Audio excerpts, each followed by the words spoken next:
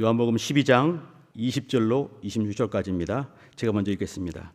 명절에 예배하러 올라온 사람 중에 헬라인 몇이 있는데 저희가 갈릴리 베세다 사람 빌립에게 가서 청하여 가로되 선생이여 우리가 예수를 배웠고자 하나이다 하니 빌립이 안드레에게 가서 말하고 안드레와 빌립이 예수께 가서 여짜온대 예수께서 가라사대 인자의 영광을 얻을 때가 왔도다.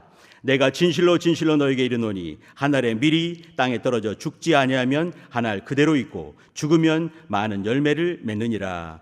자기 생명을 사랑하는 자는 잃어버릴 것이요 이 세상에서 자기 생명을 미워하는 자는 영생하도록 보존하리라. 같이 합독합니다. 사람이 나를 사랑하면 나를 따르라. 나 있는 곳에 나를 섬기는 자도 거기 있으리니 사람이 나를 섬기면 누구 저를 귀히 여기시리라. 아멘. 26절 같은 경우 말이죠. 사람이 나를 사랑하면 하고 그 다음에 나를 따르라 이어지잖아요. 근데 여기서 보게 되면 이 번역하시는 분들께서 이렇게 대명사를 이렇게 번역을 안 할 때가 가끔씩 있습니다. 사실 여기 꼭 해야 되는 거거든요. 사람이 나를 사랑하면 누구든지 나를 따르라. 나 있는 곳에 나를 섬기는 자도 거기 있으리니 사람이 나를 섬기면 그 다음에 누구든지 내 아버지께서 저를 귀히 여기시리라. 이렇게 되어 있는 겁니다. 제가 교회 학교를 맡다 보니까 교회 학교에서 이렇게 가끔씩 보여주는 사진들이나 이것들을 이게 참 소중하다 싶어서 우리 성도님들 보여주고 싶은 것이 가끔씩 있습니다. 이번에 하나 갖고 왔습니다. 우리 선생님들께서는 교학교 선생님들 또 한번 보는 겁니다. 한번 봐주시기 바랍니다. 자, 이게 별입니다. 이 별이 어떤 별이겠습니까? 처음 보셨지요? 살다 보니까 이게 어느 별인가? 이게 지구별입니다. 이 누가 만든 게 아니고요. 1972년에 아폴로 17호가 아폴로 11호는 69년에 달에 간 거 아니겠습니까? 처음에. 근데 17호가 또 이제 나중에 또 간 거지요. 그리고 이제 달에서 지구를 보면서 찍은 사진입니다. 어떻게 보이십니까? 멋지게 보이잖아요. 그죠? 크게 보이기도 하고 멋지게 보이고. 왜 그러겠습니까?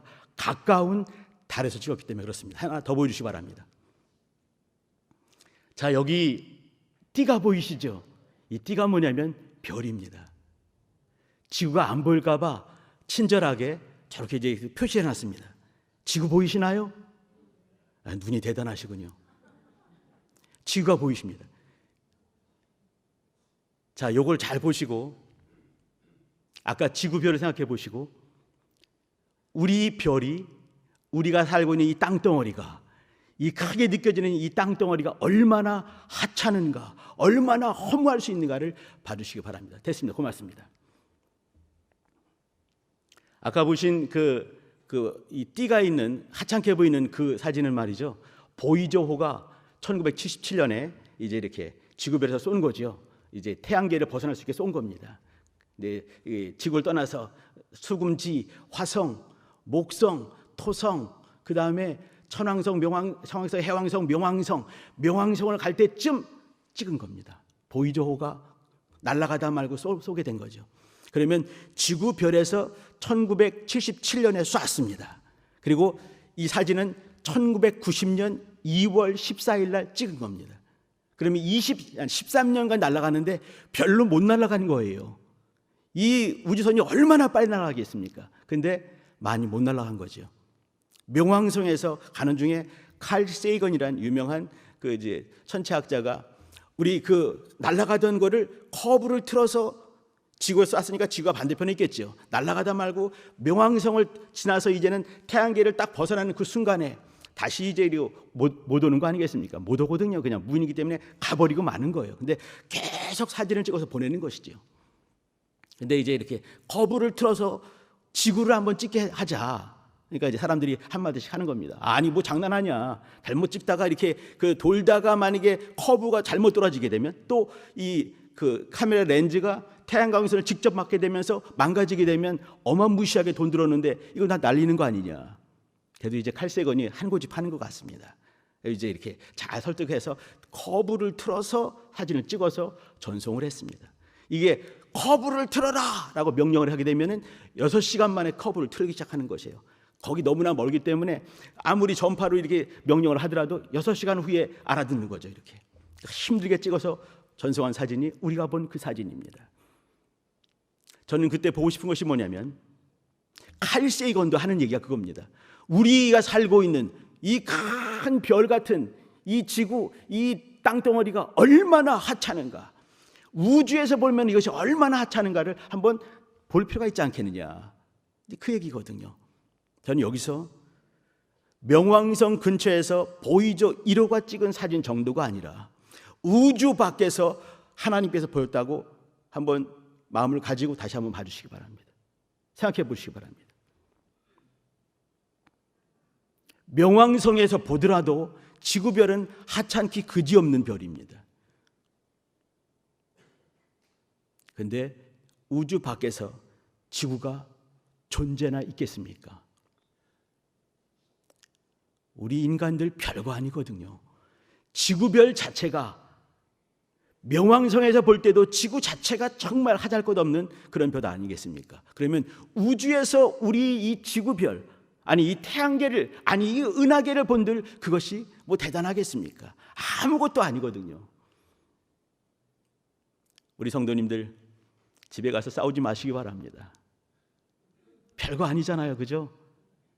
싸우시는 분은 정말 엄청난 거, 이 지구의 운명을 놓고 싸우십니까? 가정에서 우크라이나 그 러시아 이런 거 갖고 싸우십니까? 별거 아니거든요.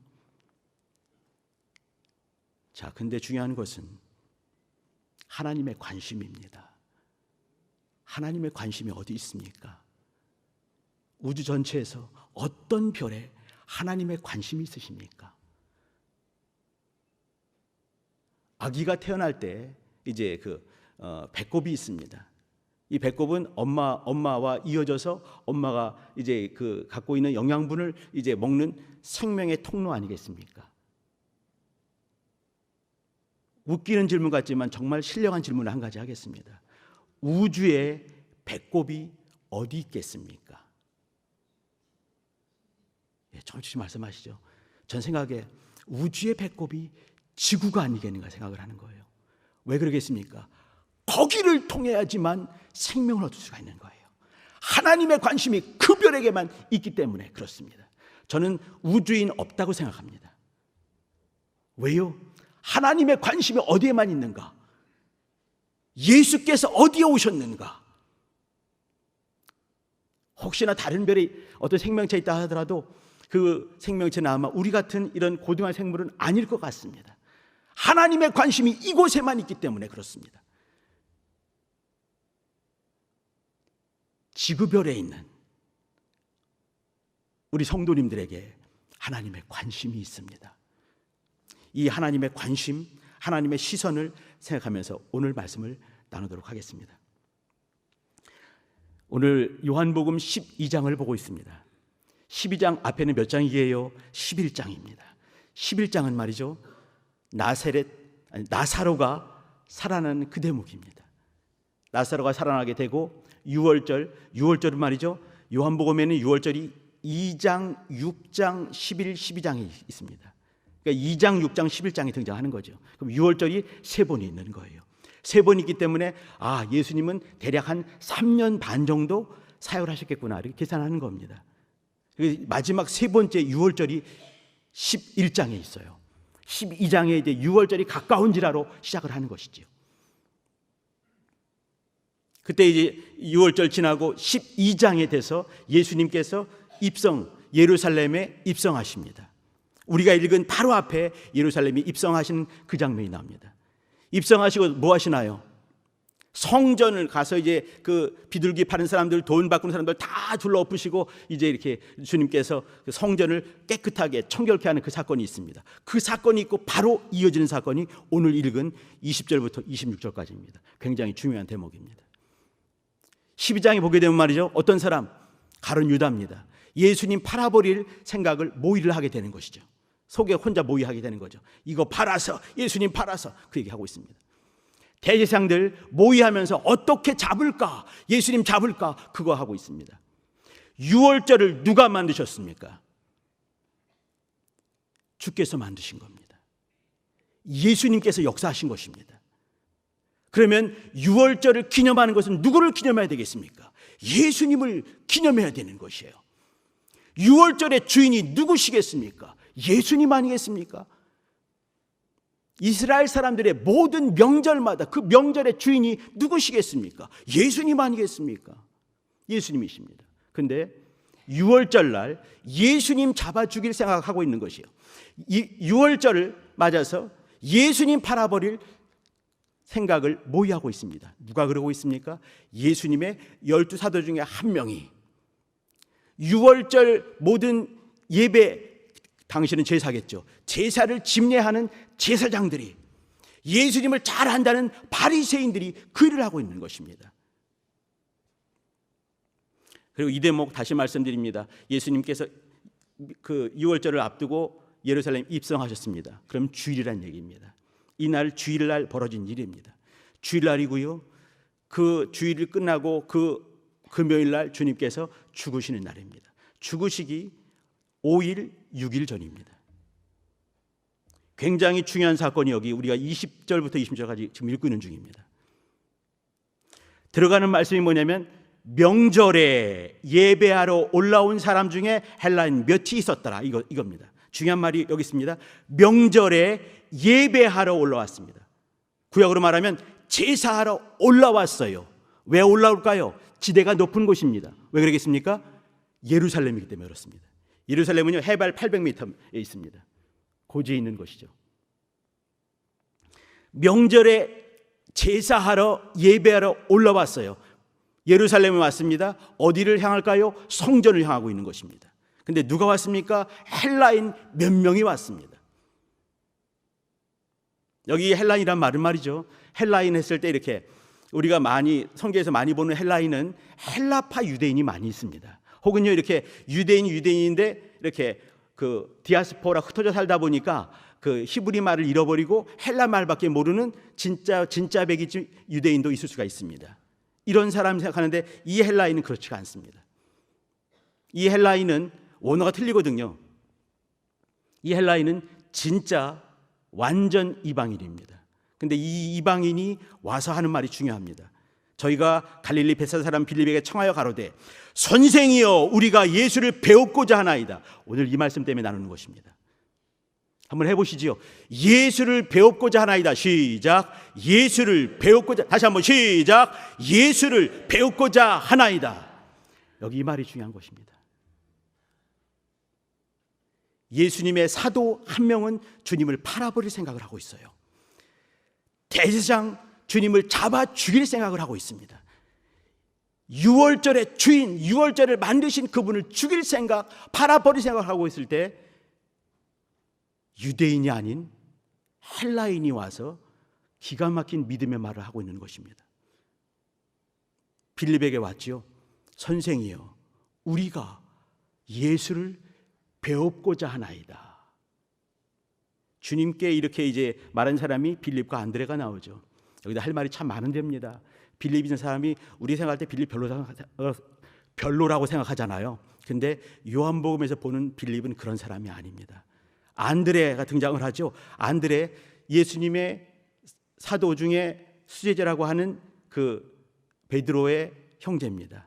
그러면 두 사람 중에 누가 먼저 예수를 믿었겠습니까? 똑같이 보통 이제 마태나 마가복음 보게 되면 그 이제 금을 던지다가 안드레와 베드로가 예수 만나게 되는 거 아니겠습니까? 근데 그렇지가 않아요. 않다는 얘기는 뭐냐면 이 마가는요 사도가 아니었습니다. 부른 사람이 아니에요. 나중에 엄마 때문에 들어간 사람 아니겠습니까? 누가는 말할 것도 없죠. 헬라인 의사 아니겠습니까? 나중에 바울 통해서 예수 믿게 되고 또 열심히 조사하게 되면서 쓴 거 아니겠습니까? 마태도 처음부터 부른 사람이 아닙니다.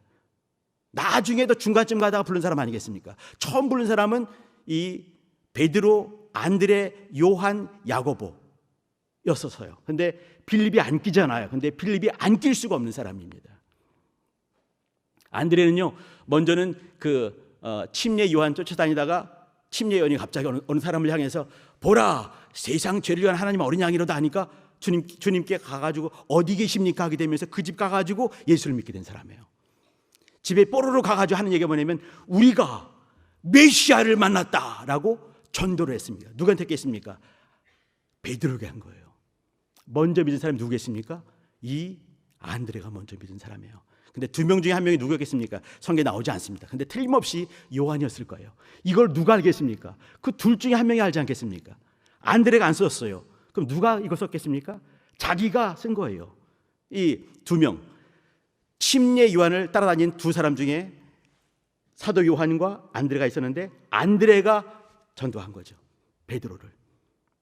그리고 이제 주님께서 글 읽고 가시다가 제일 처음 나를 따라오너라, 주님께서 가다가 만나서 나를 따라오너라 한 사람이 누구냐면 빌립이었습니다. 마태보다 먼저. 그리고 이 빌립이 바로 가죠. 그 얘기 듣고 주님과 잠깐 얘기하면서 바로 집에 가서 한마디 하죠.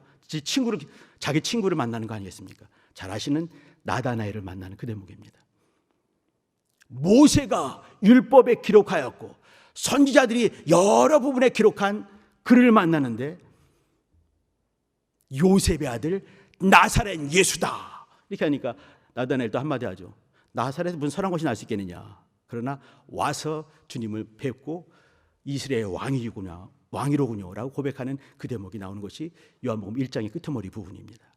그러면 이 두 사람 빌립과 안드레는 말이죠. 어떤 사람이겠습니까? 안드레는 베드로에게 복음을 잘 가르쳐줄 수 있는 바로 그 사람이에요.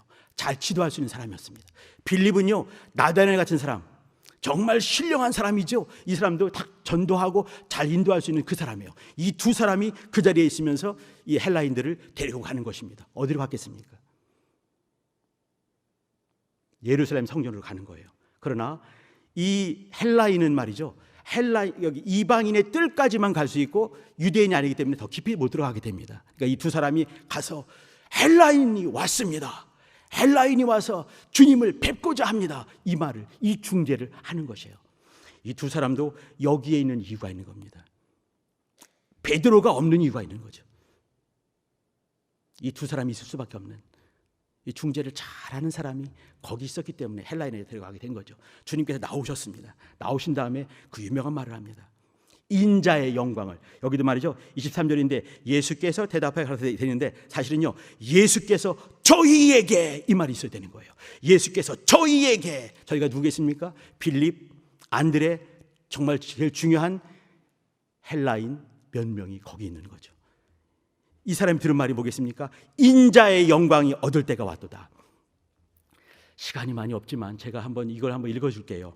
여기 이제 예수님께서 하신 말씀이 인자의 영광을 얻을 때가 왔다 이 말씀이 있고요. 또 저희에게 또 뭐라고 하시냐면 하늘의 밀이 땅에 떨어져, 그 유명한 말씀이 있죠. 그 다음에 25절 보게 되면 한번 들어보시기 바랍니다.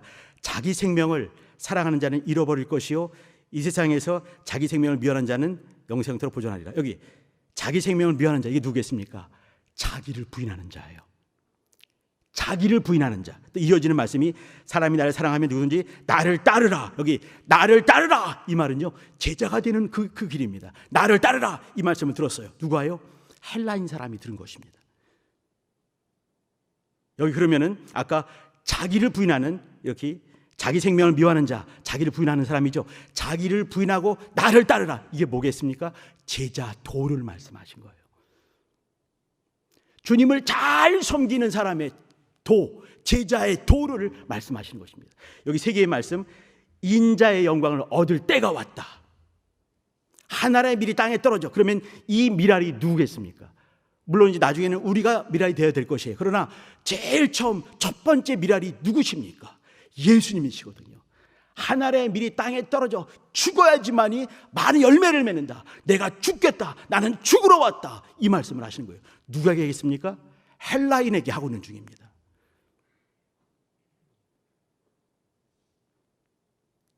저는 너무너무 감사하거든요. 자, 요 말씀, 이거는 예수님이 죽기 일주일 전에 말씀하신 것입니다. 일주일 전에 누가 왔나요? 헬라인이 왔기 때문에 그렇습니다. 한번 시간을 33년 앞당기시면 말이죠. 주님이 태어나시는 바로 그날입니다. 주님이 태어나셨을 때 많은 사람들은 아무도 몰랐죠. 예수님이 났는지 누가 났는지 아무도 몰랐습니다. 어떤 사람들은요 예수님 잡아 죽일 생각을 하고 있었습니다. 두 사람을 다 죽이는 그런 일이 있었죠. 근데 어떤 사람들이 와서 황금과 유향과 몰약으로 경배한 사람들이 있었습니다. 누구였겠습니까? 동방에 있는 박사들이었습니다. 그럼 이 사람 누구였나요? 유대인이었나요? 그렇지 않습니다. 헬라인도 아니었어요. 페르시아 사람이었습니다. 동방에 있는 점성술과 같은 정말 하찮은 사람이었습니다. 근데 그 사람이 어느 날 별을 보고 주님 만나러 오는 것이죠. 요한복음은 말이죠, 절묘하게도 예수님 탄생했을 때 바로 이방인, 예수님 죽기 전에 바로 이방인 와서 기가 막힌 일들을 하고 있는 것입니다. 황금, 유양, 몰약, 그 속에 예수님의 일색이 숨어 있지 않습니까? 여기 주님이 하신 말씀 세 구절 한번 보도록 하겠습니다. 인자의 영광을 얻을 때, 여기 중요한 게 때입니다. 이 때가 얼마나 중요한지 잠깐 말씀드려볼게요. 들으시기 바랍니다. 요한복음은요, 이 때 인자의 영광을 얻을 때, 아까 이제 우주의 배꼽을 말씀 나눴는데, 그러면 요한복음의 심장이 어디겠습니까? 이건 제 의견입니다. 요한복음의 심장은 요한복음 12장 23절이다. 저는 그렇게 믿습니다. 예수께서 대답하여 가라사대 인자의 영광을 얻을 때가 왔노라, 왔느니라 했던 바로 그 말씀. 인자의 영광을 얻을 때, 요한복음은요 계속 때를 말씀하십니다. 요한복음 1장 1절 보겠습니까? 태초에 말씀에 있었다. 모든 것 이전에 말씀이 있었다. 그 시간도 잴 수 없는 영원적인 시간, 그때 말씀이 있었다. 그분이 누구신가? 하나님이시다. 이 말씀하고 있는 것이죠. 2장에 보게 되면요, 여자여 내 때가 아직 이르지 못하였다. 내 때가 이르지 못하였나이다. 내 때 말씀하시죠. 또 보시게 되면 4장에 보게 되면 너희가 아버지께 예배할 때가 이르리니 때가 오나니 이 때라. 성령과 진리로 예배할 때가 온다. 이 때가 있다. 때 말씀하십니다. 5장에도 보게 되면요, 하나님 아들의 음성을 들을 때가 온다. 8장에 보시게 되면요, 그의 때가 아직 이르지 아니하였다. 이렇게 말씀하시고 8장 50절에 보게 되면 너희 조상 아브라함은 나의 때 볼 것을 즐거워하다가 기뻐했다. 때 말씀하시죠. 때가 아직 나심에, 또 인자의 영광을 얻을 때, 오늘 나는 말씀입니다. 아직 이를 위해 내가 이 때를 위해 왔다 말씀하시죠. 그날에는 내가 아버지 안에 아버지가 내 안에 있는 것을 너희가 알리라. 그날에는 언제겠습니까? 좀 이따 나누겠습니다. 때를 당하면, 이런 말씀들, 때가 이르렀사오니, 여기 17장 1절에 아버지여 때가 이르렀사오니 아들을 영화롭게 하사 아들로 말미암아 아버지를 영화롭게 하게 하옵소서. 때가 이르렀사오니, 때를 계속 말씀하고 있습니다. 마지막 보겠습니다. 마지막 보시게 되면요, 21장 22절 23절 보게 되면 내가 올 때까지 저를 머물게 하고자 할지라도 네게 무슨 상관이냐, 이렇게 말씀하십니다. 내가 올 때까지, 올 때가 어느 때겠습니까? 다시 오시는 재림의 때입니다. 그걸 말씀하고 있는 거예요.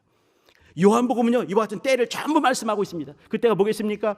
예수님이 해 받으시고 십자가를 지시고 죽으시고 부활하시고 승천하는 바로 그때입니다. 또 한 가지, 그때가 어느 때입니까? 하나님이 영광 받으시는 바로 그때입니다. 또 한 가지, 성령이 임하시는 바로 그때를 말하는 것입니다. 같이 있는 것입니다. 얼마나 중요한 때겠습니까? 요한복음 12장에 예루살렘 성전에 입성하게 되면서 주님의 일주일이 절반을 차지하고 있습니다. 가장 중요한 그 12장 23절에 아들께서 인자의 영광을 얻을 때 그 말씀을 하고 계신 것이, 이 때가 얼마나 소중한지 우리 알 수가 있습니다. 그런데 이때 누가 이 말씀을 들었나요? 헬라인이 그걸 듣는 거예요. 유대인들을 들을 수 있는 귀가 없는 것이죠. 거부했기 때문에 그렇습니다. 인자의 영광을 얻을 때가 왔다, 그 말씀하시는 것이죠. 자, 그 다음에 이어지는 말씀이 하늘의 밀 말씀하십니다. 하늘의 밀이 땅에 떨어져 죽을 때 많은 열매를 맺을 것이다. 내가 죽으러 왔다. 인자께서 죄 없으신 모습으로 죽으셔야 되는 것이죠. 그걸 말씀하고 계십니다. 그리고 제자의 도를 말씀하십니다. 자기를 부인하고 나를 따를 때 영생이 있고 하나님 아버지께서 저를 귀히 여기실 것이다, 이 말씀을 하고 계신 것입니다. 같이 나누고 싶은 얘기는 헬라 사람들이 빌립을 통해서 우리에게 도전하듯이 하는 그 얘기입니다. 그게 뭐냐면 아까 같이 크게 외쳤던 우리가 예수를 배우고자 하나이다, 그 얘기입니다. 헬라인의 믿음을 단적으로 볼 수 있는 것이죠. 예수님께서 하신 모든 말씀들을 들었을 것입니다. 풍문으로 들었겠지요. 예수님이 하신 그 일들을 또한 들었을 것입니다. 알고 싶은 것이 있는 거예요. 정말 진리가 무엇입니까?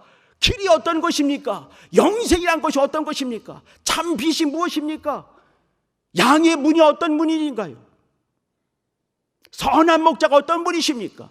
부활과 생명되는 분이 누구십니까? 그걸 물어보고 싶은 것이에요.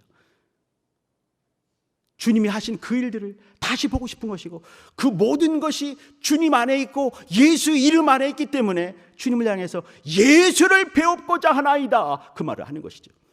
이건요, 우리 21세기를 살고 있는 우리 한국교회, 또 우리 성도님들, 우리에게, 또 우리 각각의 가정들에게 우리는 행복한 또 성도, 건강한 교회를 추구하고 있습니다. 2023년에요. 지금 5월달입니다. 가정마다 복된 가정이 되길 소망하지요. 중심에 무엇이 있겠습니까? 예수가 있어야 되는 것이에요. 우리의 기도에, 우리의 예배에, 우리의 찬양에, 우리의 봉사에, 우리의 헌신에, 성경 공부에, 소그룹 모임에 진짜 예수가 그곳에 좌정하시는가, 발견이 되는가, 예수 피가 보이는가, 예수 이름이 들려오는가, 주님의 음성이 쟁쟁이 내 귀를 때리고 있는지, 심령을 치고 있는지 우리는 돌아봐야 될 것 같습니다. 우리 교회 예전에 정말 예수 중심의 교회였다고 생각을 한번 해봅니다. 어느 때부터 아니었을 때가 있지만 어느 순간에 한동안 우리 교회 충만했었거든요. 예수가 충만했었거든요. 예수 이름 정말 사랑했거든요. 예전에 제가 어떤 기관에서 봉사할 때입니다. 마침 그 쉬는 날, 그 이제 공휴일이 있어가지고 이제 아침에 일찍 봉고차를 타고 삼봉리 수양관 아시죠? 거기 이제 기도회를 하러 갔습니다. 봉고를 타고 가는데 앞차가 자꾸 미적미적 거려요. 그러니까 이제 이 운전하시는 집사님께서 성질이 좀 급하신 분이에요. 그리고 이제 이거 깜빡이 켜고 이쪽으로 확 여기 사실은 그 이쪽에는 그 노란선이기 때문에 가면 안 되거든요. 딱 그 두 손만 있는 거예요. 근데 딱 가다가 이 차가 미적미적하는 중에 그 악셀을 확 밟으니까 이 차가 갑자기 뭔 일 때문에 브레이크를 확 밟아가지고 그냥 뒤를 그냥 받아버렸습니다. 그냥 팡! 소리가 굉장히 크더라고요. 근데 지금도 안 잊어버리는 거예요. 지금도 제가 간증하지 않습니까? 저는 앞차가 갑자기 그냥 확 눈앞에 확 들어온 것이 맨 뒤에 있어가지고 봉고차 맨 뒤에 있어가지고 딱 봤는데 그 나머지 우리 선생님들, 집사님들이 쾅 하는 거, 쾅 소리가 정말 0.5차 차이도 없이 쾅과 동시에 그냥 나오는 것이 뭐냐면 예수야! 이것이 나와요. 예수야! 그리고 동시에 그냥 방언이 팍 터져가지고 그냥 제 머리가 막 쓰는 것 같습니다. 흥분돼가지고. 우리 교회가 이랬습니다. 이분 저는 알거든요. 전 맨 뒤에서 딴짓하고 있었기 때문에 앉았어요. 나머지 분들은 전부 다 대부분 졸고 계셨어요. 근데 꽝 하고 갑자기 웃질하니까 그냥 동시에 같이 예수야! 랄랄랄랄! 제가 살았겠으면 죽었겠습니까? 이거 아시는군요. 멀쩡하게 다 이제 그 차는 이제 다 찌그러지고 빠그러지고 이제 거의 폐차가 돼 버렸습니다. 근데 다친 사람, 그 어떤 분이 조금 다친 분이 계셨어요. 맨 앞에 앉아가지고 그게 확 물고 들어가지고 이제 여기 쪄가지고 이제 피가 좀 나고 하긴 했습니다. 근데 멀쩡했습니다. 차는 폐차됐습니다. 그때 동시에 꽝! 예수여! 랄랄랄랄라! 이게 우리 교회의 모습이고 이게 우리 교회의 야성과 같이 남아있는 우리 신앙의 모습입니다. 우리 성도님들, 우리 교회가 건강한 교회가 되기 위해서는, 행복한 성도가 되기 위해서는, 우리 각각의 가정들이 복되게 주 앞에 발견되기 위해서는 내 신앙생활, 내 모든 삶의 중심에 예수가 발견될 때 가능한 것입니다. 우리가 주 예수를 뵙고자 하나이다 라는 것이 이 헬라인의 고백뿐만 아니라 우리 삶의 고백이 될 때 가능한 것입니다. 우리 교회가 건강하게 되는 그 방법 다른 것이 없습니다. 예수가 주인 될 때 가능한 것입니다. 5월달 가정의 달인데 예수가 주인 되는 그런 가정이 될 수 있도록 다시 한번 가정을 돌아봐 주시길 부탁드립니다. 우리 교회 더 건강한 교회 되기 위해서, 우리 교회, 우리 모든 모임마다 예수가 주인 되시는지 다시 봐주시기 바랍니다. 행복한 성도, 왜 행복한가요? 내가 하는 일마다 잘 되어서요? 그것이 아니라 내가 하는 일 가운데 주님이 주인 되실 때 우리는 비로소 진짜 행복할 수가 있을 것입니다. 진짜 행복할 수 있는, 진짜 건강할 수 있는, 진짜 복된 가정이 될 수 있게 다시 한번 예수님을 찾아오는 헬라인 정도가 아니라 예수님을 찾는 우리 가정, 우리 공동체, 우리 교회 될 수 있게 다시 한번 자신을, 가정을, 공동체를 돌아볼 수 있는 이런 5월 되시길 부탁드립니다. 같이 기도하시겠습니다. 기도하실 때 하나님 아버지, 예수를 찾아온 헬라인처럼 주를 찾고 주를 배우고자 하나이다 하는 그 정신이 나와 내 가정과 우리 공동체 안에 충만히 드러나게 도와주세요. 주여, 한번 부르고 기도하십니다. 주여.